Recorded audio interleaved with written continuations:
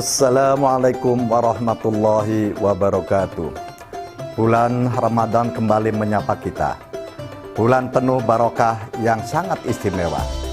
Karena menjadi bulan diturunkannya Al-Quran, banyak keutamaan dengan kita membaca dan memahami Al-Quran. Oleh karenanya, menemani waktu menjelang berbuka puasa Anda, kami mempersembahkan tayangan edukasi Cirebon Mengaji yang merupakan persembahan pemerintah Kabupaten Cirebon dan Bajnas Kabupaten Cirebon. Selamat menyaksikan.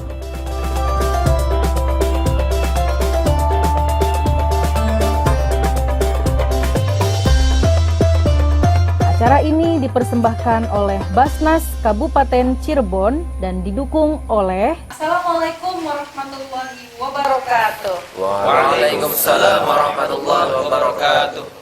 Wah, sudah sore lagi nih pemirsa. 15 menit lagi menuju adzan maghrib dan saatnya kita semua akan berbuka puasa. Tentunya mari kita isi dengan hal-hal yang positif, hal-hal yang bermanfaat. Sudah tepat sekali kalau Anda memilih RCTV Langka Padane untuk teman Anda ngebuburit pemirsa. Karena di sini akan ada kajian tajwid dan juga kajian tafsir. Dan tentunya akan menemani sepanjang Ramadan Anda setiap sorenya pemirsa. Di sini di Cirebon Mengaji membudayakan kembali Maghrib Mengaji. Persembahan spesial Basnas Kabupaten Cirebon. Dan pada sore hari ini kita akan mengangkat tema pengelolaan zakat merujuk pada Al-Quran surat At-Taubah ayat 103 dan juga 105. Silahkan dibuka Al-Qurannya pemirsa, disiapkan dulu catatan-catatannya karena semakin hari ilmunya semakin detail nih pemirsa ya. Mulai dari hukum bacaan, kemudian juga sifat huruf sampai dengan kewakof pemirsa ya. Siapkan catatannya. Dan sudah hadir di sini cowok-cowok ganteng, kori-kori kita. Terima kasih sudah menemani kami di sini. Dan tentunya ada guru-guru yang selalu menemani kita memberikan ilmunya untuk pemirsa setia RCTV Langka Padane. Langsung saja saya sapa satu persatu. Sudah ada di samping saya Kang Haji Muhadisir Rifani. Assalamualaikum Kang Hadis. Waalaikumsalam warahmatullahi wabarakatuh. Apa kabar sore ini? Alhamdulillah.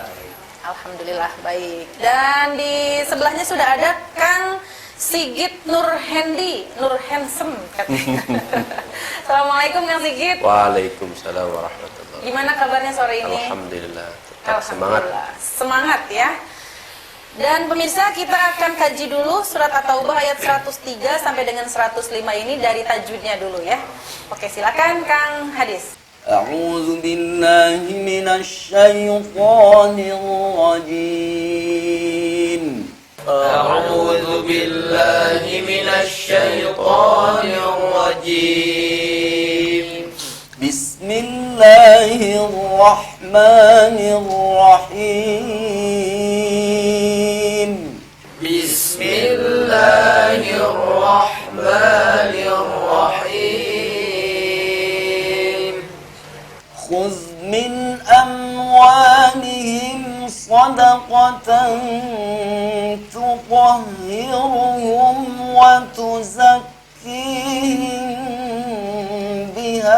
وصل عليهم خذ من أموالهم صدقة تطهرهم وتزكيهم بها وصل عليهم إن صلاتك سكن لهم إن صلاتك سكن لهم والله سميع عليم والله سميع عليم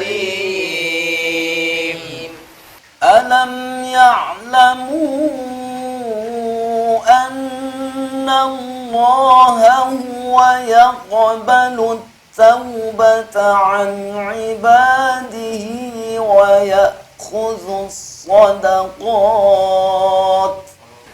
ألم يعلموا أن الله هو يقبل التوبة عن عباده ويأخذ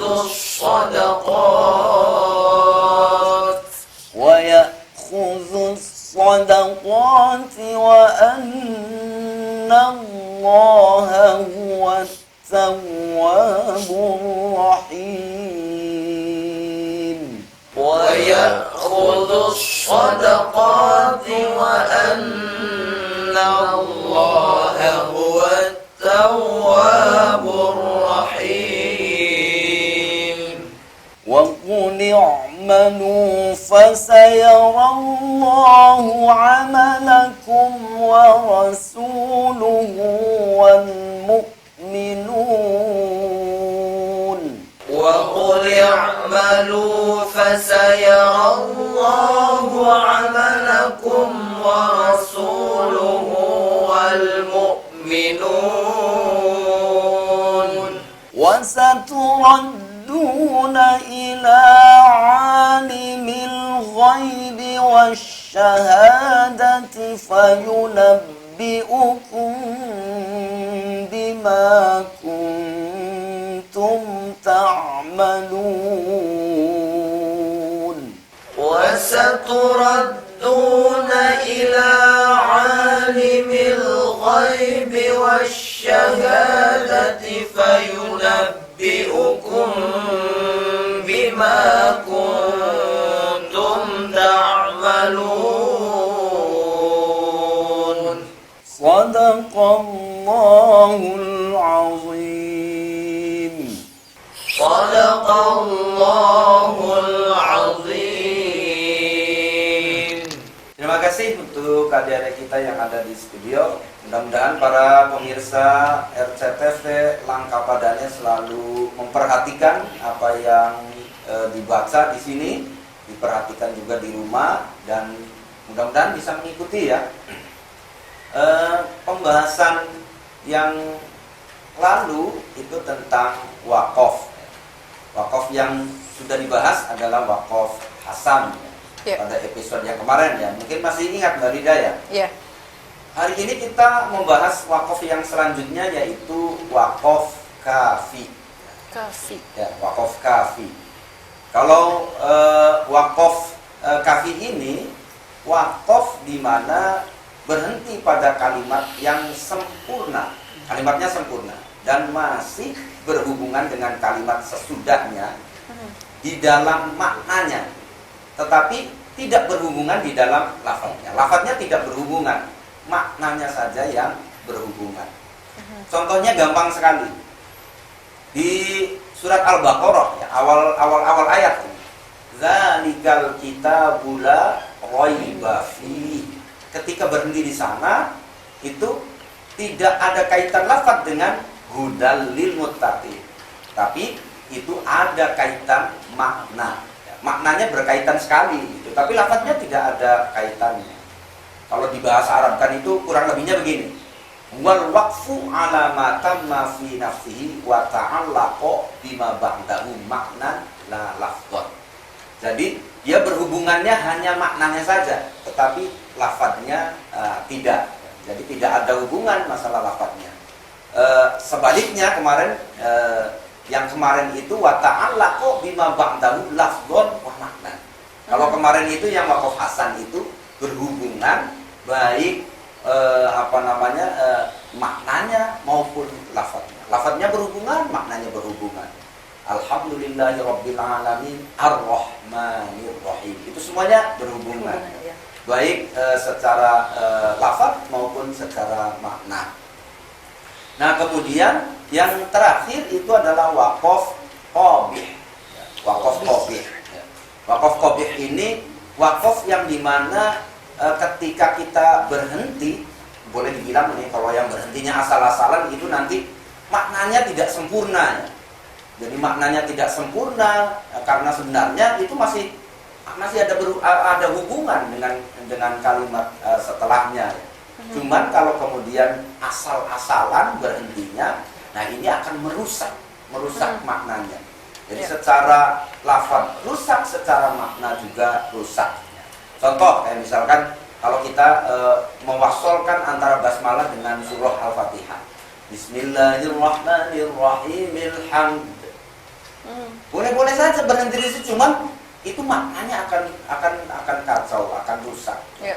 Jadi sebaiknya kalau kita mau berhenti, mau wakaf ketika membaca Al-Quran itu dilihat dulu. Makanya ini sebaiknya dikaji juga. Ya. Jadi betul sekali kalau kemudian kita mengikuti kajian yang ada di RCTV ini, ya, tafsirnya dikaji, tajwidnya dikaji. Jadi semakin mendalam, membacanya nikmat. Yeah. Jadi di samping mengerti cara membaca, juga paham akan apa yang ada di dalam ayat tersebut, penjelasan maksudnya dan lain sebagainya.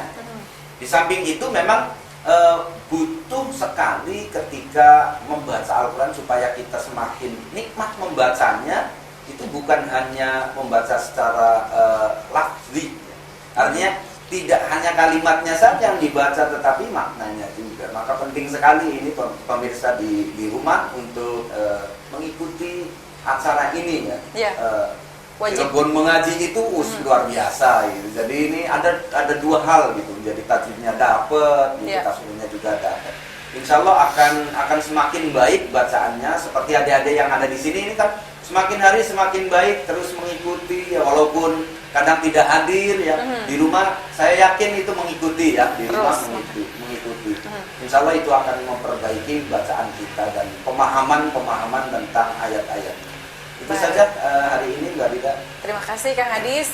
Ya, baik pemirsa, itu tadi kita sudah kaji surat At-Taubah ayat 103 sampai dengan 105 ya pemirsa, dengan ilmu tajwid yang kita miliki, kemudian juga tafsirnya kita pelajari juga akan menambah nikmat kita membaca Al-Quran. Kita akan segera tafsirkan surat At-Taubah ayat 103 sampai dengan 105 sesaat lagi pemirsa. Tetap di sini di Cirebon Mengaji, membudayakan kembali Maghrib Mengaji. Persembahan Basnas Kabupaten Cirebon.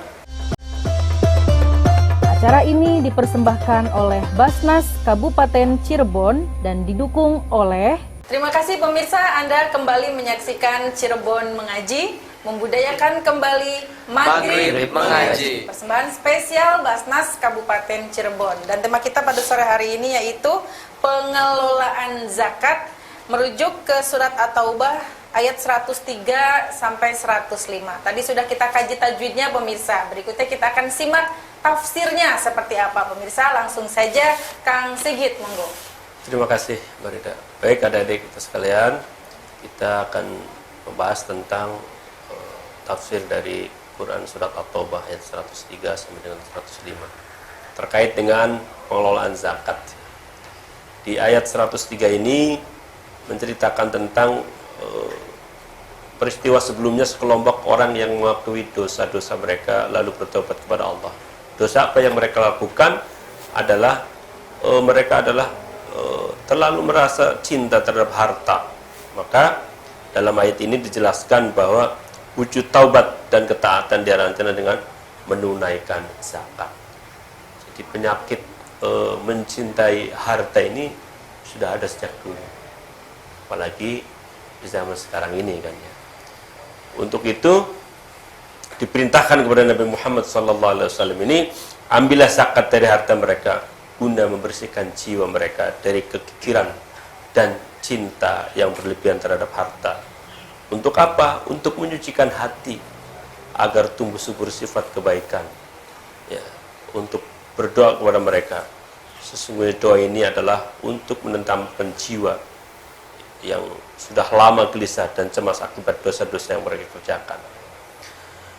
Jadi perintah Allah pada permulaan ayat ini ditujukan kepada Rasul agar Rasulullah sebagai pemimpin mengambil sebagian dari harta benda sebagai sedekah atau zakat untuk menjadi bukti kebenaran taubat mereka.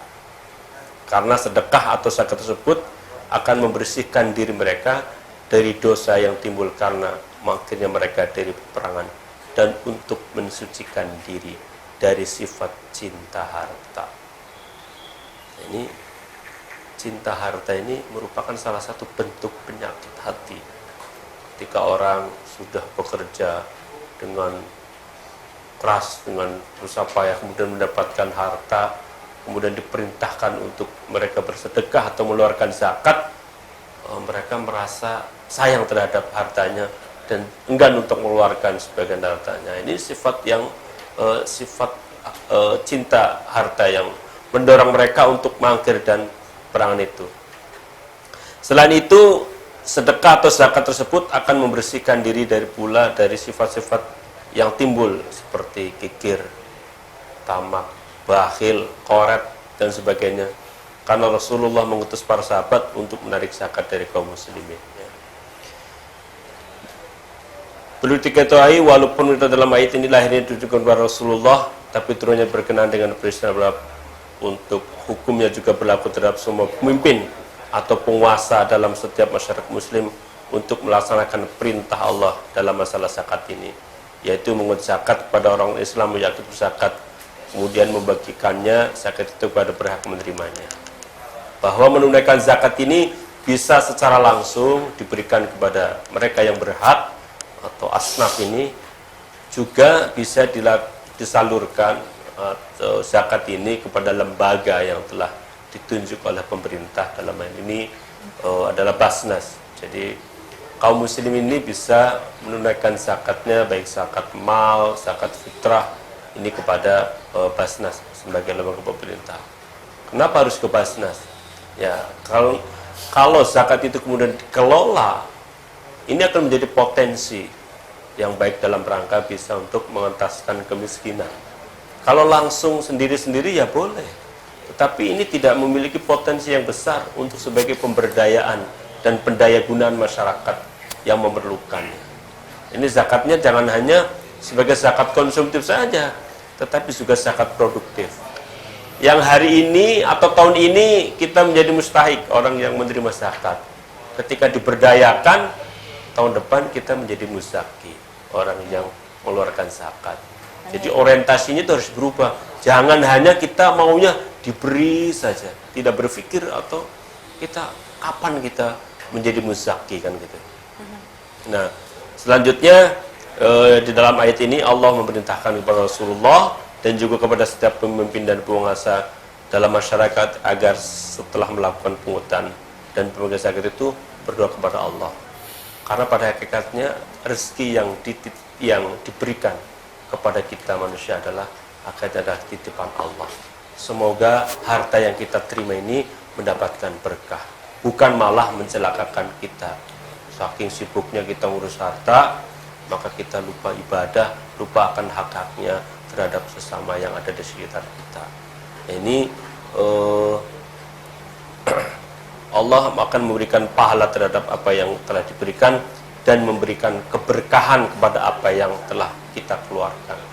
Ya, jadi salah satunya adalah orang yang sudah mengeluarkan zakat atau sedekah ini akan diberikan keberkahan. Keberkahan itu seperti apa wujudnya? Ketika keberkahan itu diberikan kepada rezeki kita, maka kita akan diberikan kecukupan. Ketika keberkahan itu menimpa kepada anak keturunannya, maka anak keturunannya menjadi generasi yang soleh-solehah. Ketika keberkahan itu menimpa kepada keluarga, maka keluarga kita itu diberikan ketenangan, ketentraman dalam menjalani kehidupan ini. Ya. Jadi ini perintahnya cukup baik sekali kita untuk menunaikan sedekah atau zakat supaya terhindar daripada penyakit cinta harta yang berlebihan. Kang, ini dia mau bertanya nih, Kang. Ya, silakan. Izin bertanya, bagaimana mengatasi cinta dunia kepada zaman sekarang yang semakin hari semakin maju? Oh, baik, terima kasih. Bagaimana cara kita mengatasi masalah cinta harta di tengah zaman yang sudah perilaku hedonis, ya, perilaku materialisme.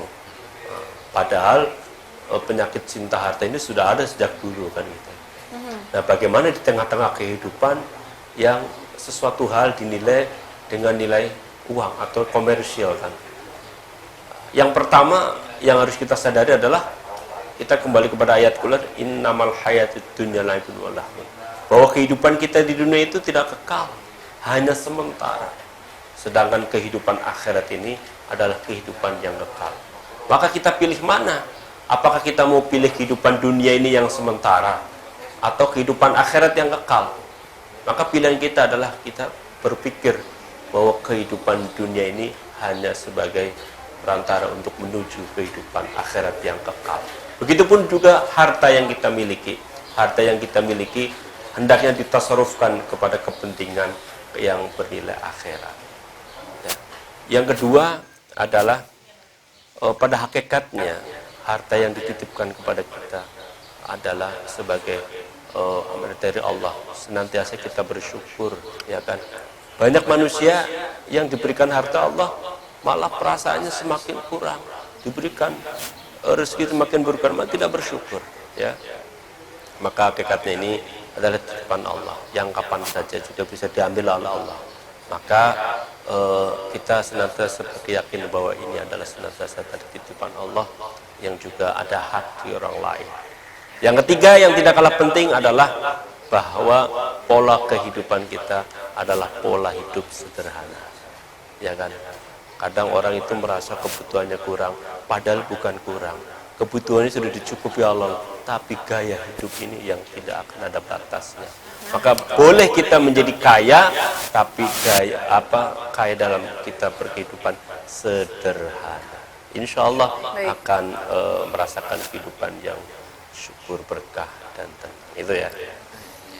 Alhamdulillah, nambah ilmu lagi nih. Terima kasih Kang Sigit. Sudah terjawab ya? Dek ya? Baik. Sudah habis waktunya pemirsa. Masih pengen sebutin, masih ada yang pengen ditanyakan, tapi waktunya sudah habis. Kami harus pamit undur diri.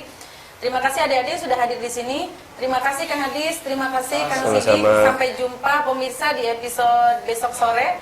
Kita akan jumpa lagi di Cirebon Mengaji, membudayakan kembali Maghrib Mengaji. Persembahan spesial Basnas Kabupaten Cirebon. Saya Rida Feris pamit undur diri. Wassalamualaikum warahmatullahi wabarakatuh. Waalaikumsalam warahmatullahi wabarakatuh. Salurkan zakat, infak, dan sodako Anda melalui Basnas Kabupaten Cirebon. Zakat, infak, sodako Anda insya Allah akan kami kelola dengan amanah, profesional, transparan, dan akuntabel. Cinta zakat menyejahterakan umat, Cirebon mengaji, dan indahnya berbagi. Acara ini dipersembahkan oleh Basnas Kabupaten Cirebon dan didukung oleh